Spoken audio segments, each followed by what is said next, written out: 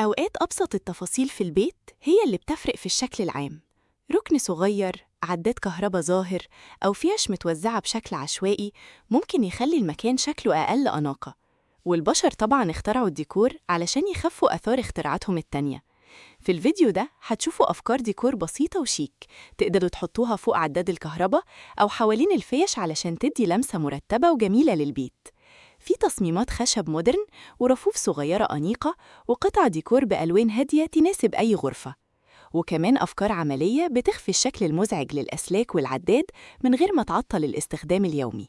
اللمسات الصغيرة دي بتخلي المكان أهدى وأفخم، خصوصاً في الريسبشن أو الممرات أو حتى غرف النوم. ومش لازم ميزانية كبيرة، لأن أغلب الأفكار بسيطة وسهلة التنفيذ. تابعوا الفيديو للنهاية علشان تشوفوا موديلات متنوعة تناسب الديكور المودرن والكلاسيك، ويمكن تلاقوا فكرة تغير شكل ركن كامل في بيتكم.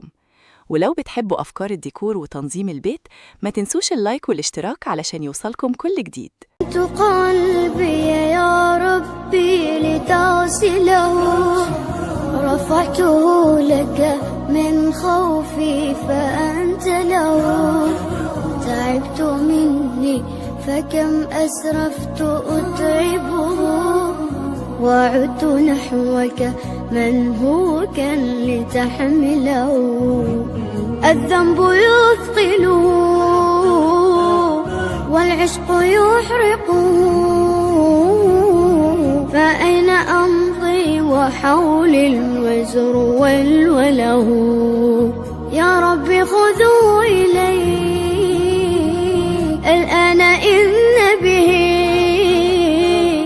شوقا يرتل في حزن تبت له، فكل نبضة حب في ناظرة إليك ترجوك في شوق لتقبله، رفعته لك قلبا ملؤه أمل يهفو لترضي أشواقي وتنزله، بحثت في ليل قلبي عن سناء هدى فلم أجد غير بدر ظل منزله، ورحت مستقبسا نور السماء سنا حتى أوزعه شمعا وأشعله، يا رب تعلم ما قلبي وخفقته،